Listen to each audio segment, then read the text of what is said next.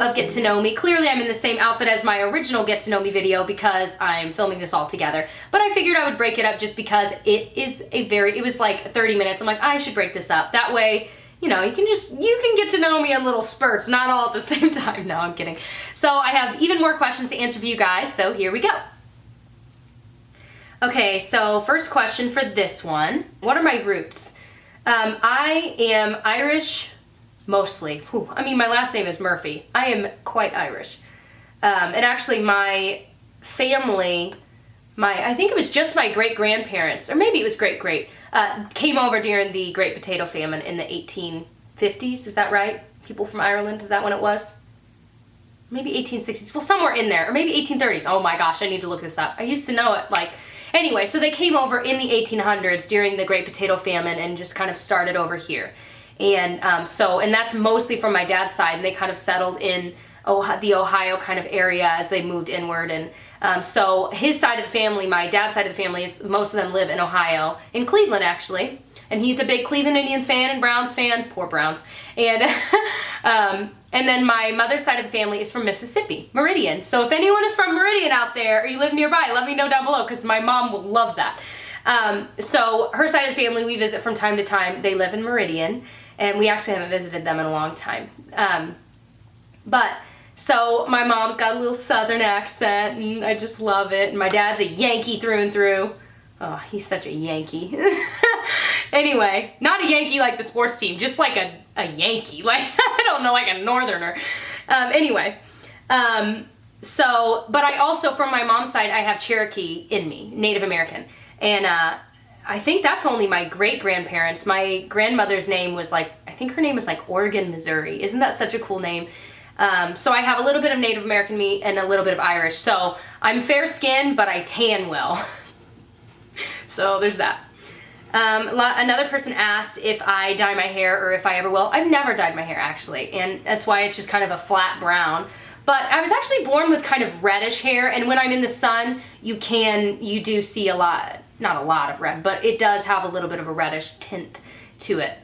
Will I ever dye my hair? I mean, I don't want to say never. I never say never because you just never know. But as of right now, I don't really have any plans. Sometimes I think, I'm like, oh, I could go a little lighter, but I'm like, I don't know. I don't mind my hair color. I like being a brunette. I mean, that's the way I was made, and there was a reason he chose this to be my hair color. Maybe it is the most flattering thing for me. I don't know, but that's kind of my thing. But who knows? Well, who knows? Favorite ice cream? Oh my gosh, like cherry ice cream, or like cherry with chocolate. And another person asked my favorite color, pink, and that ice cream is usually pink, which I love. But cherry shakes, I love. Cherry ice cream, I just love it. If you've never had it, get it. It is so good. Okay, now I'm just jumping all around. Okay, what is my pet peeves? This video is so long. I'm trying to, we'll see. Pet peeves. My biggest one is when people have fake personalities.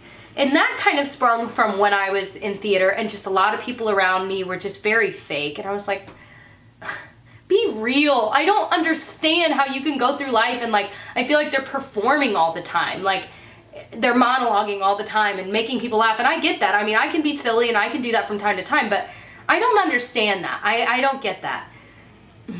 I really don't. And then when I started watching YouTube videos, I could do a whole video on this, but I would really like some people, and then I would start to realize after a few videos, I'm like, I think this personality is kind of fake. Like, they'll do that fake quirky thing, like where they're like intentionally quirky, but in real life they probably aren't, or I don't know. And that's not true about all of them. There are plenty of people, but in reality, I just stopped watching them. I have a very small pool of people that I actually watch on here that I don't feel is being fake.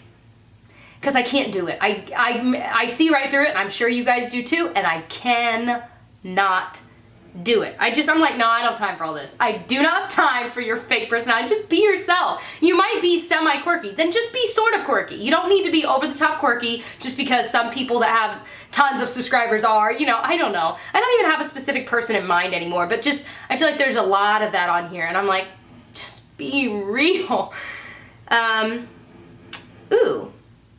Someone asked what my favorite show, well, a few people asked what my favorite show or role that I've ever done in a show.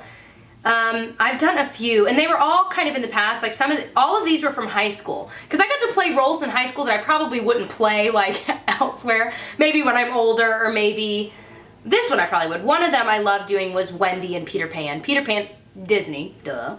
But it's just, I just loved it. I just loved it. So that was a fun one. We got to fly, which was really cool to do. Another favorite was when I got to play the witch in Into the Woods, which that musical is amazing, and Sondheim, of course, writes amazing music, but they're doing a movie version of it soon, and Meryl Streep is playing the witch, and I can't wait. But that was so much fun to play, because that's a role I would probably never be cast as, just because if you know the show, you'd know why. It doesn't make sense for me, but one that I might be cast as elsewhere would be, I got to play Amneris in Aida, and if you know that show, that was fun, because it was all kinds of belty, and it was so much fun, and it was ancient Egypt, which I have a nerdy obsession with, and I have for a very long time. So that was really, really, really cool. How can I afford high-end things on a drugstore budget? Now, you guys know, and this goes along with another question. Well, first of all, I don't really buy high-end makeup unless it's like through HauteLook or like I'm getting cash back through Ebates.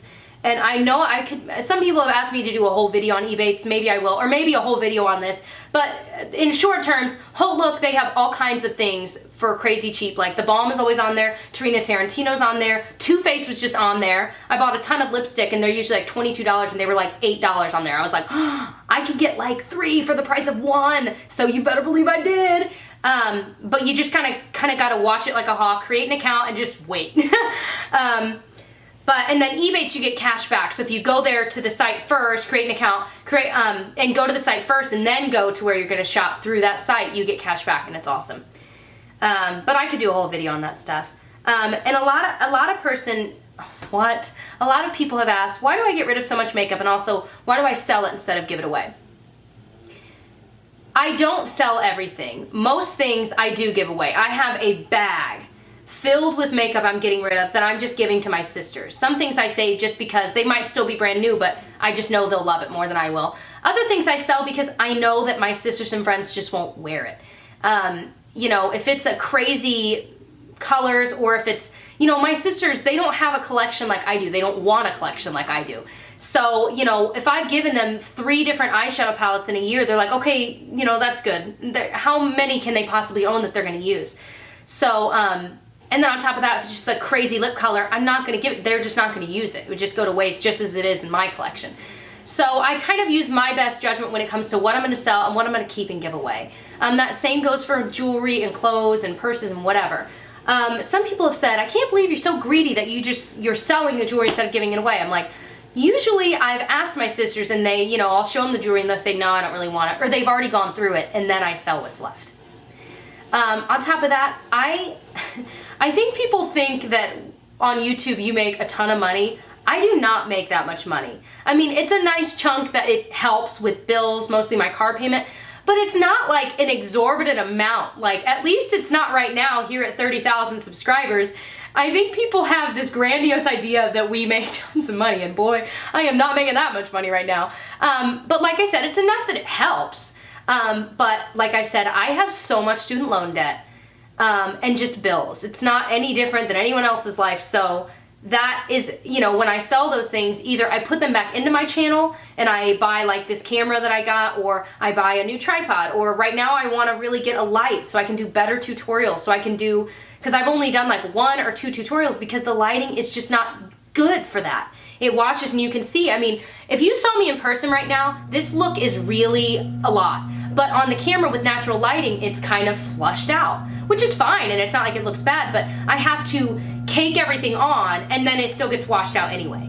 So it's hard to explain, but basically I will take that money and put it into my channel in some way, or I'll buy some new products that everyone's asking me to review, or, you know, or I use it to pay bills because I need, you know, this is kind of one of my jobs. So I hope you guys understand that that's why I do it. It's not because I'm greedy. It's probably because I actually need the money. Anyway, so yes.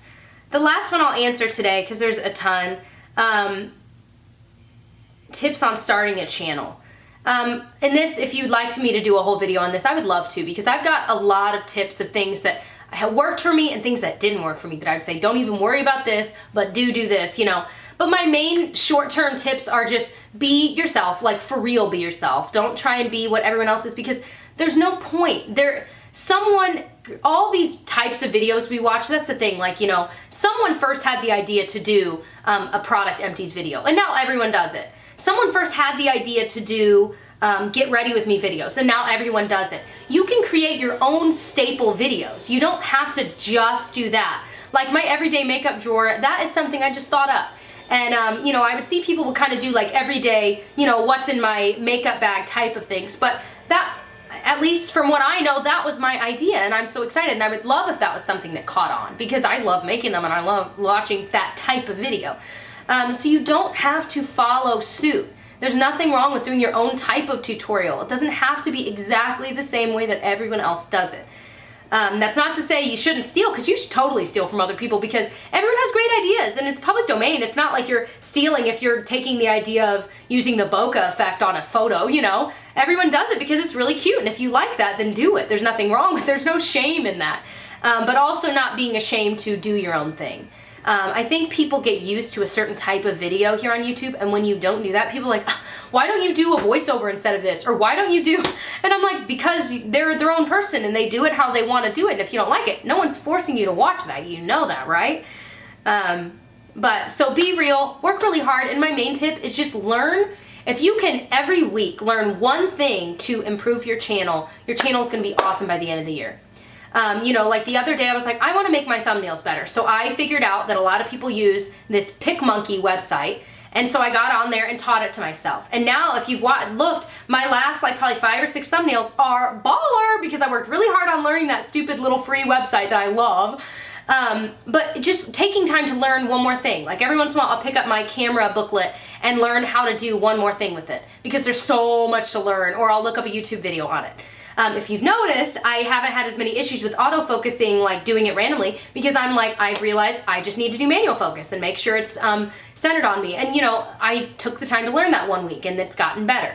Little by little, your channel will get better, I promise. And just so you know, I first started, this is a 30-minute video, holy crap. Just so you know, I first started my YouTube channel with my iPhone 4S, which actually, I still have the same iPhone 4S. I need to update my phone, but it works. I'm not worried about it. I don't really care that much, to be honest. But that's what I did for the first probably 8 or 9 months. No, probably like year. No, probably 8 or 9 months. I just bought like a $5 little tripod on eBay that would fit my phone, and I had it on a little TV tray table in front of my window, and that is what I did. And it worked just fine. And obviously it's not as good of quality as like my Canon T5i is, but it's pretty good for, you know, a beginning channel. Are you kidding? And if mine ever broke, guess what? I'd be using my phone for a while, because it's really not that bad. And it's way better than like a webcam would be, because I had initially started with that and I was like, this isn't working. So if I can I'll get to it. I'll have to link my very first video below. I haven't changed a bit. I was watching it, I'm like, I am so thankful that I'm still the same girl. Like, you're gonna laugh when you watch it, because you'll be like, yep, that is Jessica. I haven't changed, and I don't plan on it, so don't you worry. Anyway, so I hope this part 2 was enjoyable for you guys, and so glad you watched. I'm glad you got to know a little bit more about me, and I will catch you guys very soon. Bye.